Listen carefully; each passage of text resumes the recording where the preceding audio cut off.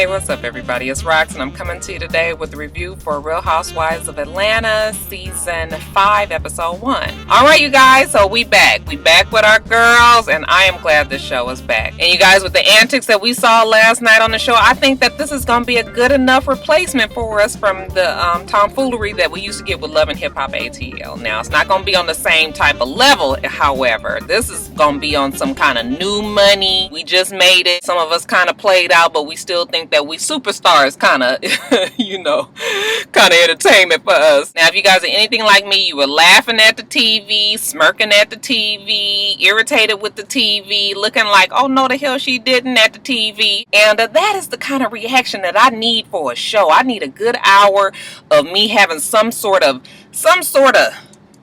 reaction. Now, same as I do for every episode, every first episode, you guys know. Y'all done been around long enough to know that we just gonna talk about each character, what they got going on, okay? So, let's get to it, shall we?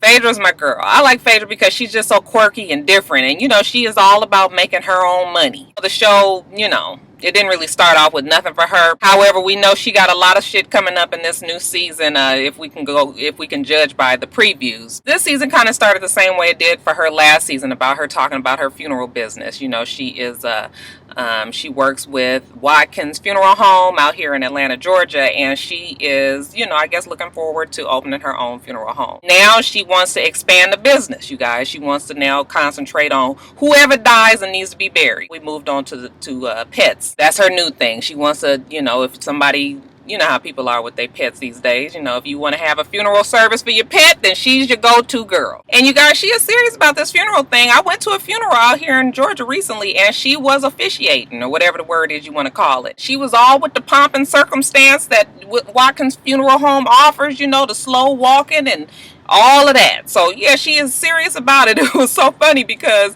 my kids were like, Mommy, is that Phaedra? Is that Phaedra? And I was looking, I was like, I don't know. When she walked by our little pew and that big old butt was shining bright, you guys, I'm telling you, my son was just like, oh yeah, that's Phaedra, because I know that booty anywhere. Nothing more with Phaedra. We're going to see as the season goes on. She does have some drama coming up, and she is still with that Apollo. Boy, that Apollo is some fine. Looked like he got finer over the damn break. I was like, he ain't even really my type of nothing, but damn.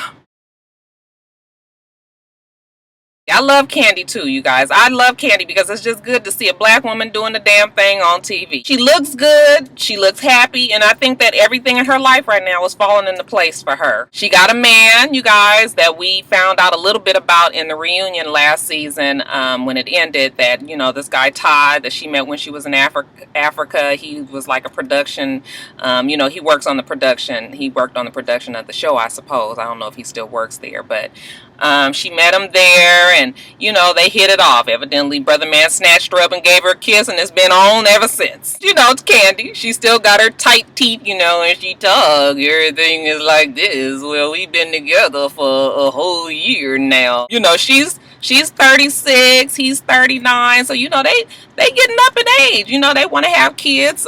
They both have a girl each, and they've already picked out a name for the boy that they're gonna have. And I just want somebody to tell them that even though you picked out a name, and even though you both already have girls, does not guarantee that you will have a boy. I know we done came real far in technology, but you still can't pick the sex of your baby. We done had 6 fucking girls around here trying to have this little baby Cash. And good for Kandi that she has good financial sense and makes good sound financial decisions.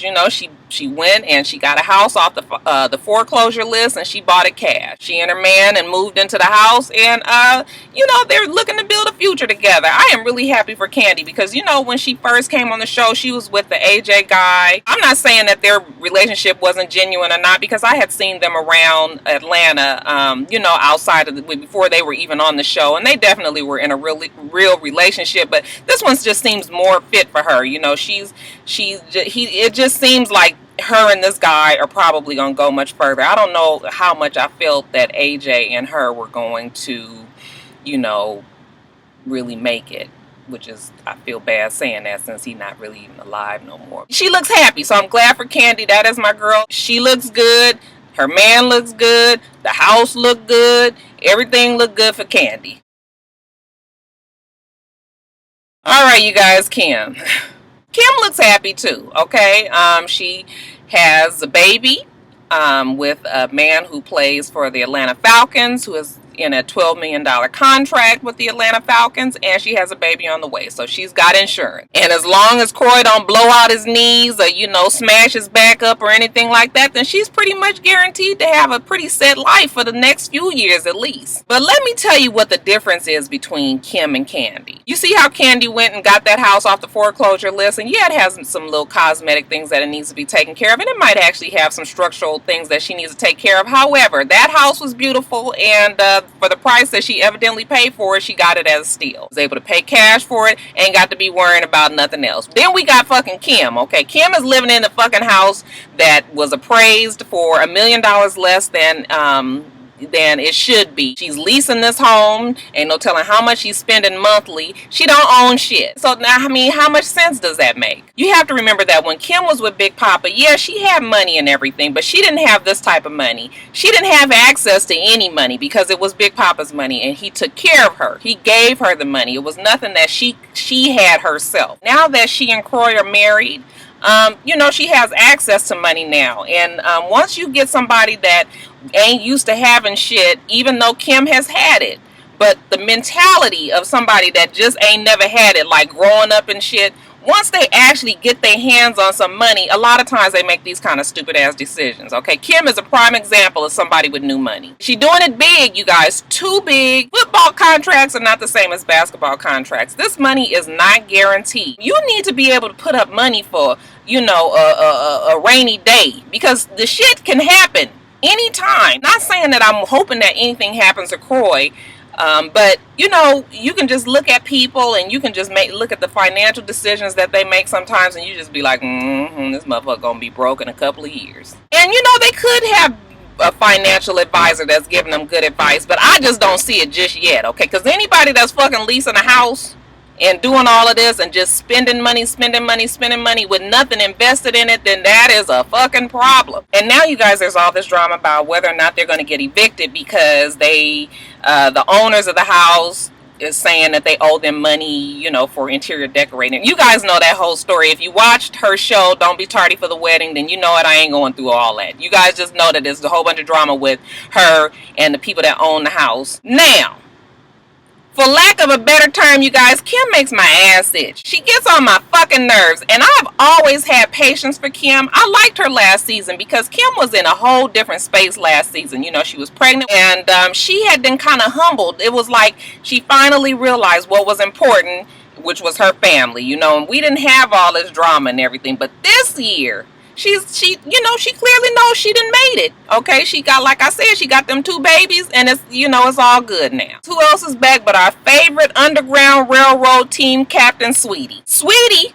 who did look better, even though I wanted her to get that fucking Nicki Minaj pink lipstick off. I know we like the pinks, y'all. I know we like all them colors, and we can wear them, but I'm gonna need y'all to get some fucking lip liner if you want to be put on, you know, your lips just be looking all. And you guys, Sweetie knows that she's head slave because she back to thinking she running shit in the house. Anybody else catch Kroy giving her the side eye? All right.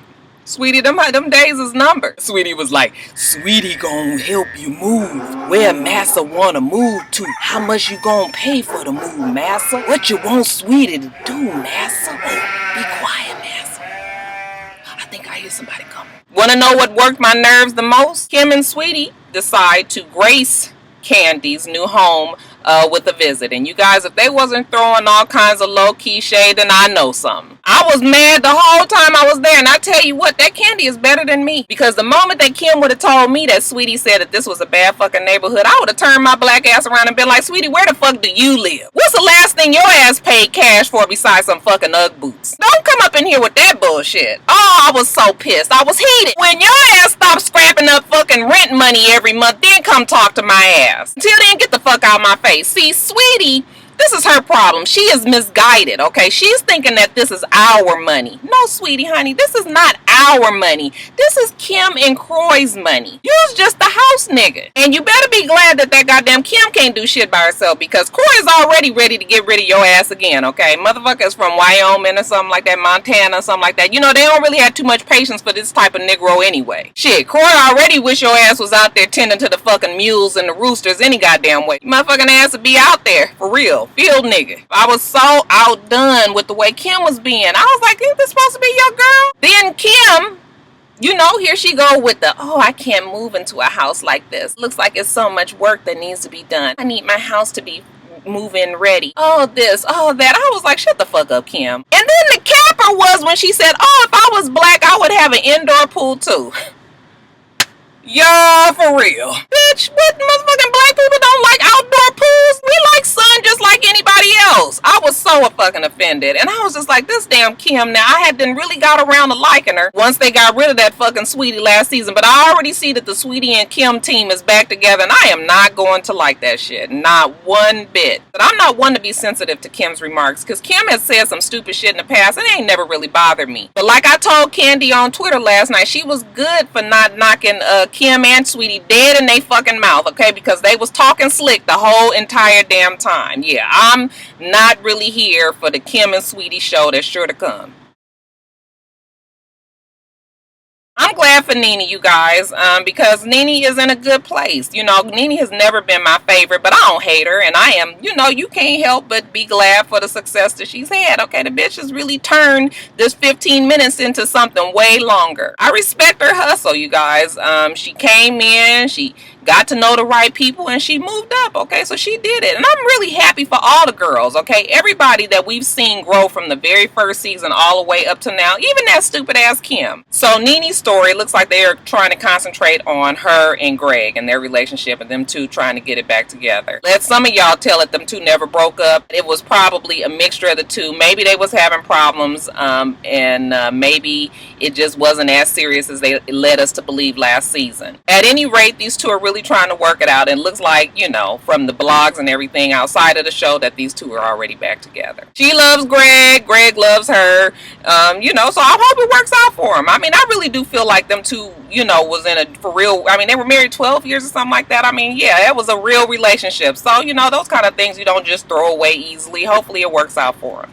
Nothing else with Nene other than, you know, she's thinking about moving to Hollywood. I would suppose she needs to live out there because she's doing Glee and she's doing A New Normal. And, you know, she's moving to Hollywood. I'm sure she's going to have Greg in tow. She goes and meets with the guy who is responsible for changing her life. She's very grateful to this guy. She talked about him on Twitter last night.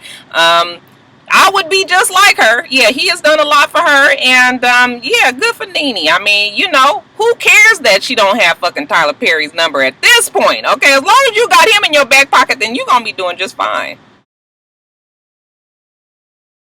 Y'all, Kenya. Lord, that Kenya. I'm not even going to talk about Kenya long because that's what she wants. She is obviously on this show to have her moments, and they are going to give it to her for sure. And it was so evident last night. I mean, really? I mean, who for real acts the way she acts? Do people really act like that? I would be willing to bet no. You would be done been got your ass beat acting a fool like that all the goddamn time. You guys, she was acting the newest of brand news, okay? The newest of them. I couldn't take it. Now, let me just go on and talk about her story, okay? Y'all know that she was Miss America, Miss USA, whatever the fuck you want to call it. I thought they was the same thing. Evidently they not. She was from Detroit. She's a tough girl. She has a production company. I want you guys real quick to tell me 5 things that she's been in that you can remember right now. Go. Alright, I didn't think so. But I guess whatever the hell it is that she's doing, she's making good enough money. I guess she lived in Hollywood and she was all consumed in her career and everything. Now she has decided to move to Atlanta to try to get her personal life on deck. Okay, Reed, she wants to be on the fucking show. She's a beautiful girl. A beautiful girl that some things you just don't need to know about somebody. This is the kind of girl that should have just stayed on the covers of the magazines, and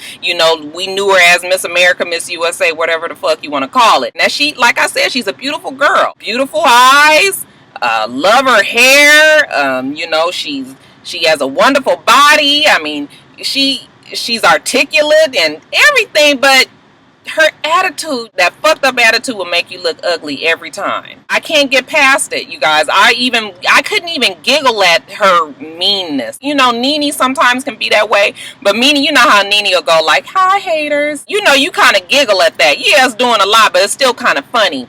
Kenya is just straight out mean, and y'all, I already know that I'm gonna feed right into what she wants, but I don't like the bitch. So Kenya's story is she wants to settle down and get married. She's dating a gentleman named Walter. I want somebody to tell me, did Walter drive for a towing company, or maybe the company was his? He had on a shirt that said something with some towing company. I was like, oh, okay, so she done really dumbed it down, didn't she? She said that he grounds her. Nothing wrong with somebody in entertainment marrying somebody, a blue collar working class guy like that. He probably makes good money, you know, I don't know. But yeah, she wants him to wife her up. I'm just wanting to ask men, is this the type of bitch that you guys are looking for? Because goddamn, there's a whole bunch of women out there doing it wrong if this is what you want. I mean, I couldn't imagine waking up to some motherfucker like that, but you know, hey, maybe if you get you a muzzle and, you know, just put it on her face and she could just sit there and lay there and look at you, kind of like, maybe that should work out better, because damn, she is a whole lot, you guys. More about her later. Cynthia. Cynthia is still Cynthia. Cynthia.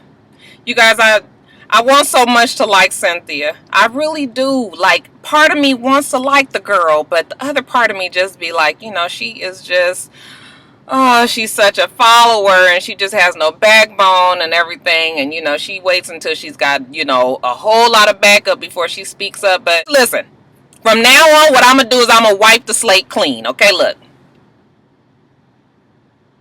All right. New Cynthia. So anyways, you guys, she's still with that god-awful Peter, and I gotta say that I was one of the naysayers. These two have made it much further than I thought they ever would. She's still with Peter. He's still very annoying. You know, Peter is gonna be Peter. They have a house guest staying at the house, okay? So now we got Leon, better known as the RZA. I don't care what the hell any of y'all say. Until we get Leon and RZA in the same damn place at the same damn time, then fuck it, they are the same person to me. Everyone was swooning over Leon, and you guys, I have to just say that I ain't never saw it. I just ain't never saw it for Leon. Now, I will say that he has like a presence, something about him and his stature and the way he is, and you know, he's kind of suave and all that, but when I look at him, he don't give me moist or nothing like that. When I look at him, I see fucking David Ruffin when the Temptations was getting back together that second time he had on them Gazelles, y'all remember?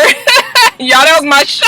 Man, I love that movie. He's there with Cynthia and Peter, and I do like the fact that they're able to all be together and it don't be no drama. You know, we got this blended family thing going on, so it's all good. Black people acting like white people. Anyways, you guys, the big discussion for these three people here is the daughter Noelle. The daughter Noelle is in homeschooling because, let Peter and Cynthia tell it, Noelle has a hard time getting up in the morning. She's depressed every morning that she has to go to school. She doesn't want to go. Cynthia feels like she wasn't learning anything because of the way she was and how she has to look at her daughter every day, so she decided to put her in homeschooling. Note to Peter and fucking Cynthia, that's called being a fucking child, okay? The motherfuckers don't never want to go to school. What the fuck is wrong with y'all? Just this morning, here come Joe telling me, sending me a goddamn text from the downstairs bathroom. You know, he down there supposed to be getting his clothes out the dryer. He comes sending me a text talking about I threw up downstairs. Nigga, if you don't bring your black ass up these stairs, you going to school, okay? Go take you one of them pills for your sensitive ass stomach and you going to school. I ain't seen nor heard no damn throwing up, okay? Fucking I don't give a fuck what's wrong with you going. You let your kids keep on telling you when the hell they want to go to damn school, and them motherfuckers have been and dropped out when they was in like the 4th or 5th grade. Shit. And I was just like, for real? You guys let your baby stay home? You guys let your baby go to homeschooling because she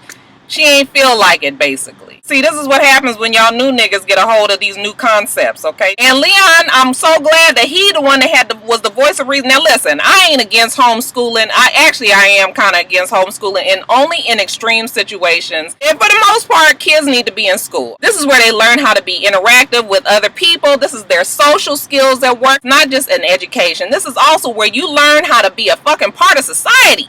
The hell you sitting up in goddamn living room somewhere? Y'all don't get me started. Y'all don't get me started.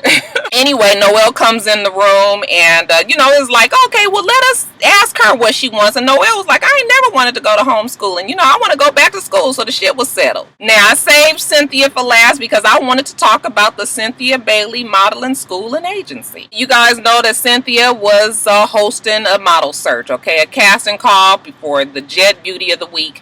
Anybody that's read Jet magazine know in the center of the magazine, they got like the girl in the bathing suit, right? Okay. Now, I ain't even got time to be throwing no shade on her agency today, even though it was rumored that when they was doing certain casting calls for the agency, that instead of being paid for the jobs, the models was being offered dental treatment. Okay, that's all. You know, hey.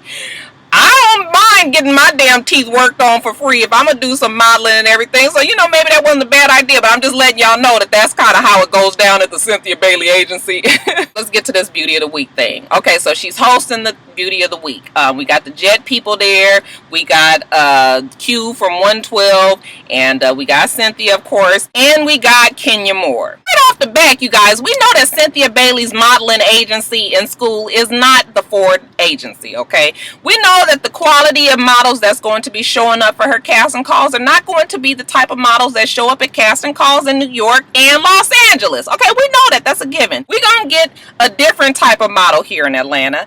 And I thought that everybody there should know that already. Why the fuck ain't nobody told Kenya that? I know your ass is Miss America, Miss USA, whatever the fuck you want to call it, and that you are used to a certain type of whatever. Okay, maybe back in the day, even though you are an ass model, you've done things for Smooth Magazine and Black Men's Magazine and all that. So don't act like you new to the game. You know, she's in there and she got a problem with every fucking body, okay? She's telling people that they look like strippers, you know? She's complaining about the ass crack and the coochie crack. You guys, she said that fucking at least 50 times. I was just like, okay, we are over the ass and coochie crack. She's telling the girls that they not model material. She's rude to them. She's telling them to look her in her eye when she asks them a question. You know, just mean and nasty for no reason. You guys, I hate a snob. I hate people that think that they are better than somebody and feel that somebody should bow down to them just because of what? Because you got a little bit more money than me? Man, please. You know, she's just a fucking pain in the pussy at this point. She acting like she owned, like this is her agency. This is the fucking Kenya Moore modeling school and agency. You know, I was just like, okay, Cynthia, get some control over this bitch right here. Cynthia ain't about that life. This is not nothing that Cynthia is used to. You know, every time Cynthia tries to involve herself in this type of ratchetness, she get caught up in the fucking, like last season with Marlo and Sheree. You know, it just turned into a big old mess. So this is really not Cynthia type of thing. She tries to, you know, get some control over it, and, you know, she's just telling Kenya, you know, that, you know, we're not here to tear people down, that, you know, even if these people are not the model material that we are looking for, is no reason to be mean and nasty. Kenya ain't got time for the bullshit. Her damn assistant decides to step in, and Lord, why he do that, okay? She was like, who the fuck are you, and why are you even talking to me? That he get upset, they get to arguing back and forth, and finally she was like, security? I was like, fucking security? Who security you got? She was like, fuck, I'm a celebrity. Nigga got her own goddamn security. I was like, okay. So she got her security. You got, here come this old geriatric fucking Debo. He come trying to hustle the damn assistant out. And I was like, Cynthia, what is wrong with Cynthia? I'd have jumped up and been like, motherfucker, let go of my goddamn assistant and you get your fat ass up out of here. Like, who's running what around there? Y'all was too through with that casting call, too through. So you guys, yeah, we got our very first beef. Okay, I guess it's gonna be Cynthia and Kenya. Although I believe as the season goes on, we can substitute Cynthia's name for any other girl on the damn show. Look like this Kenya girl is gonna be a fucking mess. So that's it. I guess the girl Portia, from when I look at the beginning of the show, the Portia girl is not going to be like she's still not a cemented new character on the show. I guess she's going to be kind of like Marlo, and they're going to see how her thing plays out. So yeah, she wasn't on the show at all yesterday. She is not in the beginning. Did you guys see the beginning? That beginning was cool though, huh? I was like, all right, they done really invested some money in this season. It's going to be a good season, you guys. So yeah, we going to tune in every week. Y'all make sure you come back here every week. I'm going to have a video for your ass. You guys remember to rate, comment, and subscribe to the channel. I'm itsrox. My channel is for itsrox, and everything else I do will be in the bottom bar below. All right? All right. So I hope that you guys have a wonderful, wonderful rest of your day, and I plan on doing the same. Until next time, Roxstars. Bye.